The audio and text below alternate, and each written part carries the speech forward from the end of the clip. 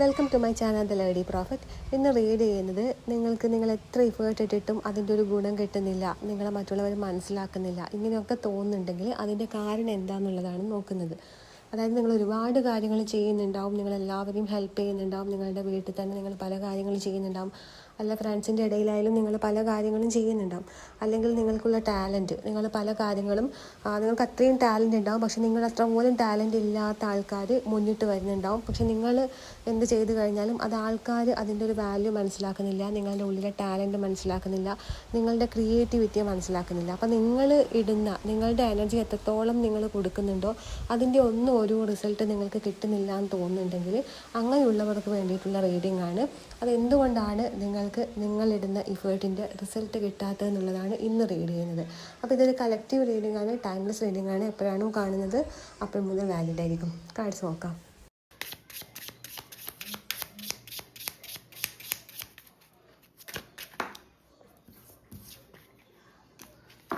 Aquarius,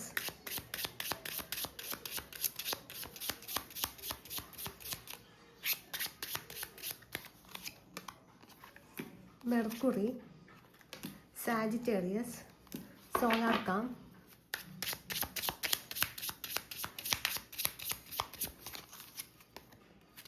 second house, transits,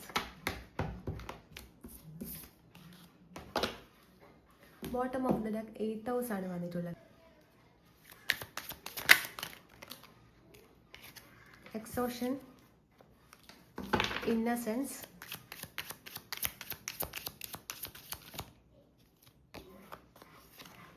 experiencing slowing down,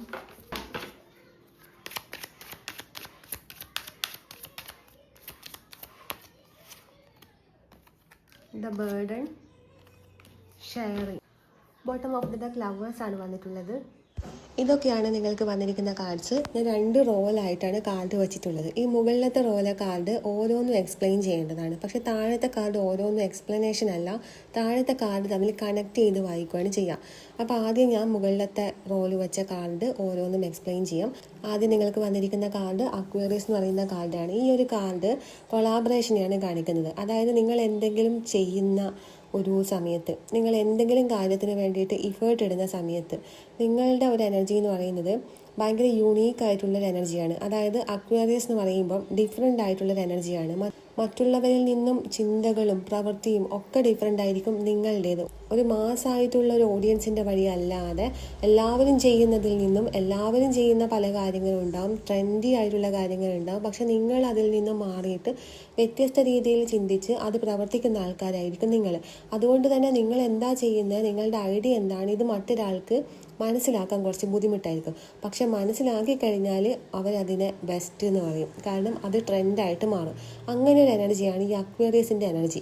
അപ്പോൾ ഈ ഒരു എനർജി നിങ്ങൾക്ക് ഹാൻഡിൽ ചെയ്യാൻ കുറച്ച് ബുദ്ധിമുട്ടായിരിക്കും. നിങ്ങളിത് ഒറ്റയ്ക്ക് ഹാൻഡിൽ ചെയ്യാനാണ് നോക്കുക. അതായത് നിങ്ങൾ ചെയ്യുന്ന കാര്യങ്ങൾ എന്താണെന്ന് മറ്റുള്ളവരോട് വിശദീകരിക്കാതെ നിങ്ങളത് ചെയ്യുന്നത് മറ്റുള്ളവർക്ക് മനസ്സിലാക്കാൻ കുറച്ച് ബുദ്ധിമുട്ടായിരിക്കും. കാരണം നിങ്ങൾ ഡിഫറെൻ്റ് ആയിട്ട് ചിന്തിക്കുന്ന ഒരാളാണ്.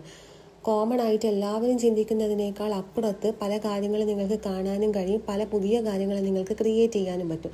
അപ്പോൾ ഇത് മറ്റുള്ളവർക്ക് പെട്ടെന്ന് മനസ്സിലാക്കാൻ ബുദ്ധിമുട്ടായിരിക്കും. അതുകൊണ്ട് തന്നെ നിങ്ങൾ എന്ത് ചെയ്തു കഴിഞ്ഞാലും അത് മറ്റുള്ളവരിൽ നിന്ന് അംഗീകാരം കിട്ടാൻ വേണ്ടിയിട്ട് കുറച്ച് ടൈം എടുക്കും. അതാണ് ഈ അക്വേറിയസിൻ്റെ ഒരു പ്രത്യേകത.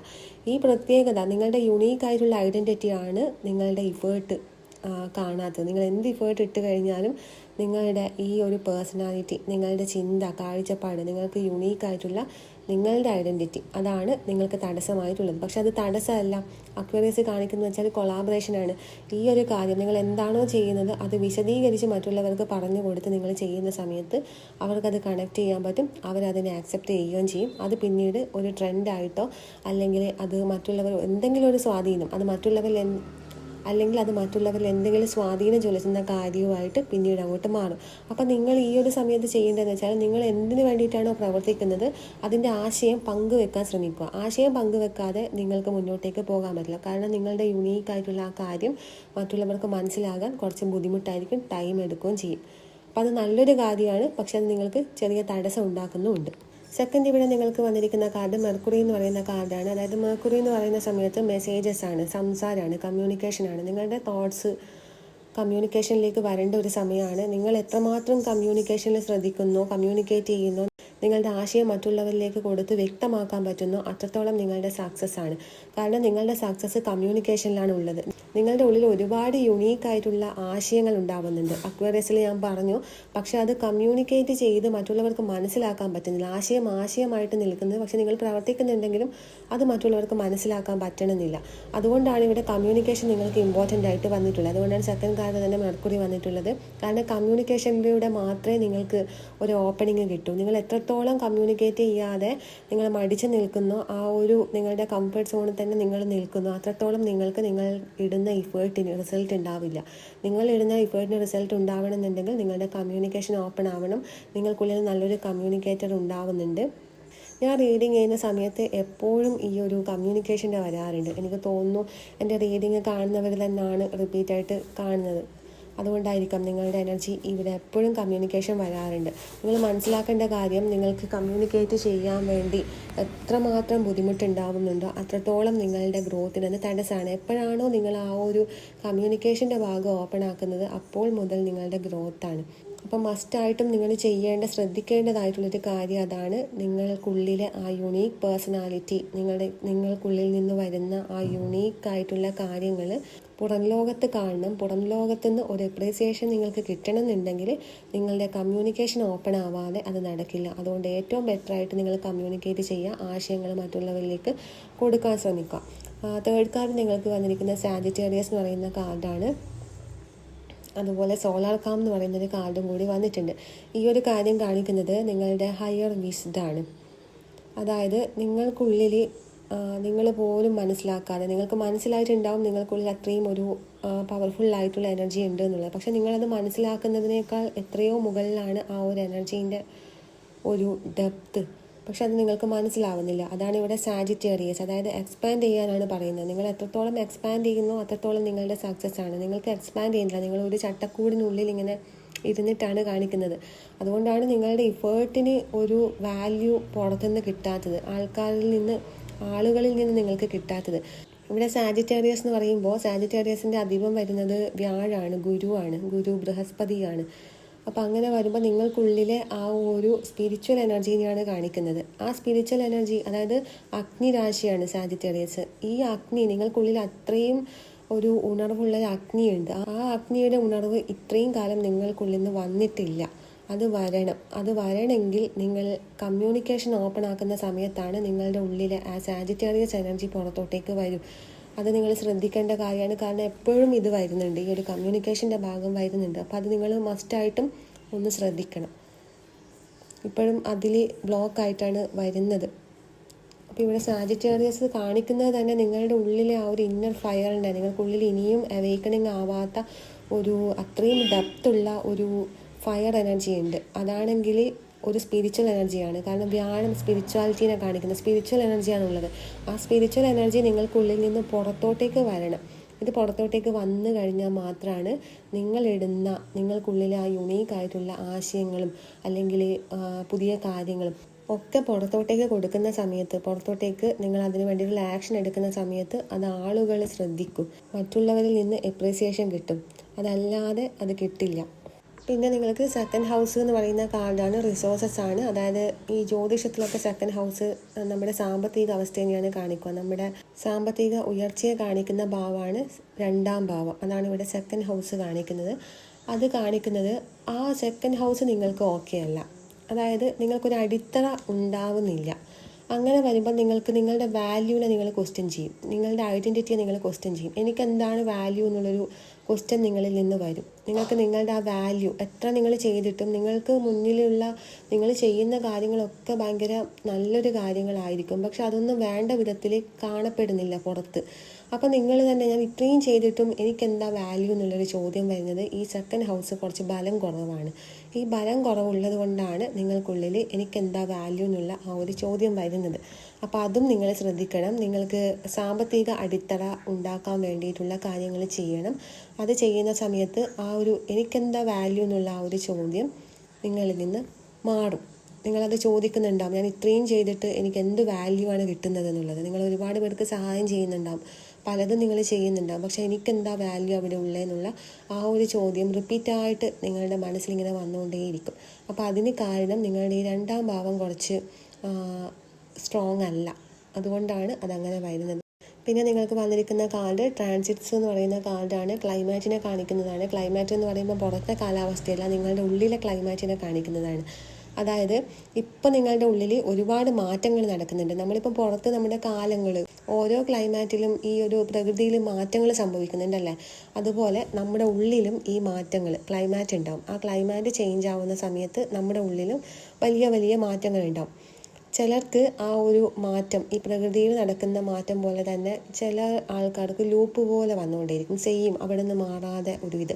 ചില സമയം പ്രകൃതിയിൽ പെട്ടെന്ന് മാറ്റങ്ങൾ സംഭവിക്കുന്നുണ്ടാകും. അതുപോലെ പെട്ടെന്നുള്ള മാറ്റത്തെയാണ് ഇവിടെ കാണിക്കുന്നത്, ക്ലൈമാറ്റ് ചേഞ്ചിനെയാണ് കാണിക്കുന്നത്. നിങ്ങളുടെ ഉള്ളിലെ ക്ലൈമാറ്റിനെയാണ്, പുറത്തുള്ള ക്ലൈമാറ്റ് അല്ല ഇവിടെ.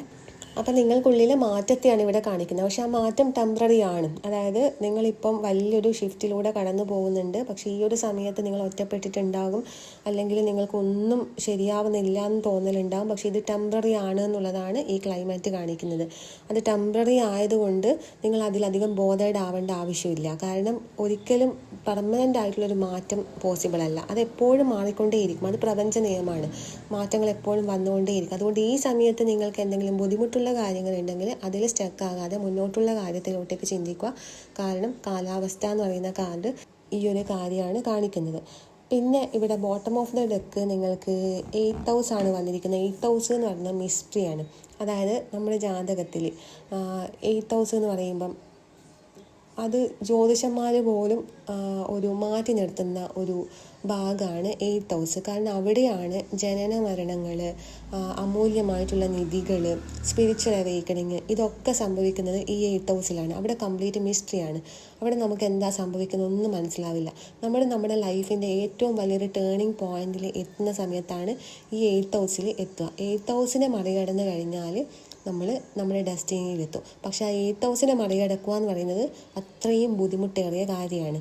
കാരണം ആ 8th ഹൗസിലാണ് പ്രകൃതി നമ്മളെ പലതും പഠിപ്പിക്കുന്നത്. നമ്മളിൽ നിന്ന് പല നഷ്ടങ്ങളും ഉണ്ടാക്കിയിട്ട് നമ്മുടെ ഐഡൻറ്റിറ്റിയെ തന്നെ ചോദ്യം ചെയ്ത് ഞാൻ ആരാണെന്നുള്ള ചോദ്യം വരുന്നതും, നമ്മൾ സ്പിരിച്വലി അവേക്കണിങ്ങിലോട്ടേക്ക് വരുന്നതും, നമ്മൾ നമ്മുടെ ഐഡൻറ്റിറ്റിയെ ചോദ്യം ചെയ്യുന്നതും, ജീവിതത്തെ ചോദ്യം ചെയ്യുന്നതും, ദൈവത്തെ ചോദ്യം ചെയ്യുന്നതും ഈ 8th ഹൗസിൽ വരുന്ന സമയത്താണ്.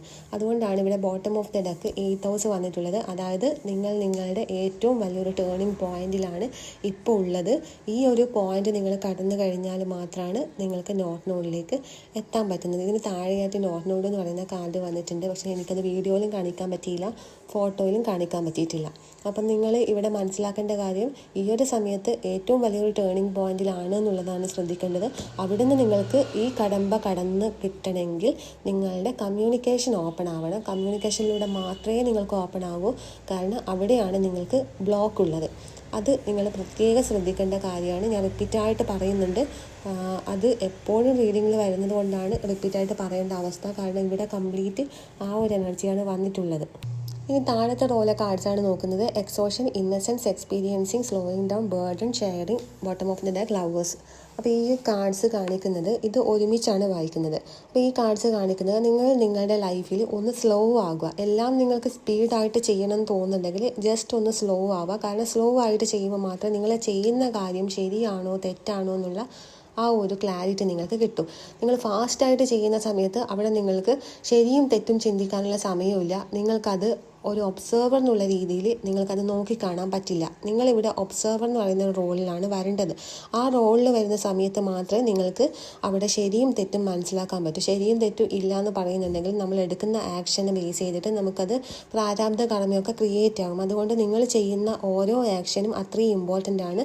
അത് സ്ലോ ആയിട്ട് ചെയ്താലും മാത്രം, പ്രത്യേകിച്ച് ഈ ഒരു സമയത്ത്, ഈ 8th ഹൗസിൻ്റെ എനർജി വന്നിരിക്കുന്ന സമയത്ത് നിങ്ങൾ ചെയ്യുന്ന ഓരോ പ്രവൃത്തിയും, നിങ്ങൾ പറയുന്ന ഓരോ വാക്കിനും അത്രയും ഇമ്പോർട്ടൻസ് ഉണ്ട്. തെറ്റിപ്പോകരുത്. അത് തെറ്റിപ്പോകരുത് എന്നുള്ളതാണ് എക്സോഷൻ. അതുപോലെ ഇന്നസെൻസ്. നിങ്ങൾ അത്രയും ഇന്നസെൻ്റ് ആയിട്ടുള്ള ആൾക്കാരാണ്. പക്ഷേ പുറമെ നിന്ന് ആൾക്കാർ നോക്കുന്ന സമയത്ത് നിങ്ങളുടെ പ്രവൃത്തിയും വാക്കുകളൊക്കെ അവരെ കുറച്ച് ബുദ്ധിമുട്ടിപ്പിക്കുന്നുണ്ടാകും. അതുകൊണ്ട് അവർ നിങ്ങളുടെ ഉള്ളിലെ ഇന്നസെൻസ് കാണുന്നില്ല. പക്ഷേ നിങ്ങളുടെ ഒറിജിനൽ ആയിട്ടുള്ള നേച്ചർ എന്ന് പറയുന്നത് അത്രയും ഇന്നസെൻ്റ് ആയിട്ടുള്ള ആൾക്കാരാണ്. ഒരുപാട് ലൈഫ് എക്സ്പീരിയൻസിലൂടെ കടന്നു വന്ന ആൾക്കാരായിട്ടാണ് കാണിക്കുന്നത്.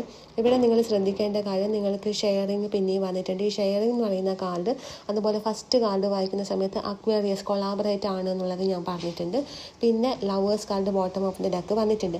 അപ്പോൾ ഈ 3 കാർഡ്സും സെയിം കാര്യമാണ് റിപ്പീറ്റായിട്ട് പറഞ്ഞത്, ഷെയർ ചെയ്യുക എന്നുള്ളത്. നിങ്ങൾക്കുള്ളിലെ കാര്യങ്ങൾ ഷെയർ ചെയ്യുക, അതായത് സപ്രസ് ചെയ്ത് വെക്കാതെ. ഇപ്പം നിങ്ങൾക്ക് ഇവിടെ ലവേഴ്സ് എന്ന് പറയുന്ന കാർഡ് കാണിക്കുന്നത് ഒരാളോടെങ്കിലും നിങ്ങളുടെ കാര്യങ്ങൾ ഷെയർ ചെയ്യുക എന്നുള്ളതാണ്. കാരണം നിങ്ങളെല്ലാം കൂടി നിങ്ങൾ ഒറ്റക്ക് എന്നുള്ള രീതിയിൽ വരുന്ന സമയത്ത് നിങ്ങൾക്കത് ബുദ്ധിമുട്ടുകൾ മാത്രമേ ഉണ്ടാക്കൂ. പ്രത്യേകിച്ച് ഗ്രോത്തും അവിടെ സംഭവിക്കുന്നില്ല. ആരെയും ഡിപ്പെൻഡ് ചെയ്യാതെ നിൽക്കണം എന്നൊക്കെ പറയും. പക്ഷേ ഈ സമയത്ത് നിങ്ങൾക്ക് ഷെയറിങ് ഏറ്റവും അത്യാവശ്യമായിട്ടുള്ളൊരു കാര്യമാണ്. അപ്പോൾ ഈ പറഞ്ഞ കാര്യങ്ങളൊക്കെ നിങ്ങൾ ശ്രദ്ധിക്കുക. മെയിനായിട്ട് നിങ്ങളുടെ 8000 എനർജിയാണ് ഇപ്പോൾ വന്നിട്ടുള്ളത്. ആ ഒരു എനർജി വരുന്ന സമയത്ത് നിങ്ങൾ പാഠം പഠിക്കേണ്ട, നിങ്ങളെ കൊണ്ട് പ്രപഞ്ചം പാഠം പഠിപ്പിക്കുന്ന ഒരു സമയമാണ്. നിങ്ങൾ ഒരുപാട് സോൾ ലെസണിലൂടെയൊക്കെ കടന്നു പോകേണ്ട ആൾക്കാരാണ്. അപ്പോൾ ആ പാഠം പഠിക്കുന്ന ഒരു സമയം ആയതുകൊണ്ട് നിങ്ങൾ എടുക്കുന്ന ആക്ഷനിലും നിങ്ങൾ പറയുന്ന വാക്കിലും പ്രത്യേക ശ്രദ്ധ വേണം. അതുകൊണ്ട് എല്ലാ കാര്യങ്ങളും കുറച്ച് സ്ലോ ആയിട്ട്, ഹറി ആയിട്ട് ചെയ്യാതെ സ്ലോ ആയിട്ടുള്ള ഒരിത് കൊണ്ടുവരിക. അവിടെ നിങ്ങൾ ജസ്റ്റ് ഒന്ന് സാക്ഷി ഭാവത്തിലാണ് നോക്കി കാണേണ്ടത്. നിങ്ങളുടെ ചുറ്റിലും നടക്കുന്ന കാര്യങ്ങൾ ജഡ്ജ് ചെയ്യാതെ ജസ്റ്റ് ഒബ്സർവറായിട്ട് നോക്കി കാണുക. ആ ഒരു എനർജി 8000 എനർജി വരുന്ന സമയത്ത് ഈ രീതിയിലാണ് അതിനെ ഡീൽ ചെയ്യേണ്ടത്. അതായത് ജഡ്ജ്മെൻറ്റ് ചെയ്യാതെ എന്തുകൊണ്ടാണ് എനിക്ക് ഇങ്ങനെ വരുന്നതെന്നുള്ള കാര്യങ്ങൾ, എന്തുകൊണ്ടാണ് മറ്റുള്ളവർ എന്നെ മനസ്സിലാക്കാത്തതെന്നുള്ള കാര്യങ്ങൾ ചിന്തിക്കാതെ, അവിടെ ജഡ്ജ്മെൻറ്റ് ചെയ്യാതെ ജസ്റ്റ് എല്ലാറ്റിനെയും നിങ്ങളുടെ ലൈഫിൽ നടക്കുന്ന കാര്യങ്ങളെ ഒബ്സർവ് എന്നുള്ള രീതിയിൽ നോക്കിക്കാണാം. പിന്നെ നിങ്ങളുടെ കമ്മ്യൂണിക്കേഷനാണ് നിങ്ങളുടെ ബ്ലോക്ക് മറികടക്കാനുള്ള ഏറ്റവും എളുപ്പമാർഗം. അതുകൊണ്ട് ആ ഒരു ഭാഗം ക്ലിയർ ആക്കുക. അപ്പോൾ ഇതാണ് നിങ്ങളുടെ റീഡിങ്. റീസണായിട്ട് ആയെങ്കിൽ ലൈക്ക് ചെയ്യുക, കമൻറ്റ് ചെയ്യുക.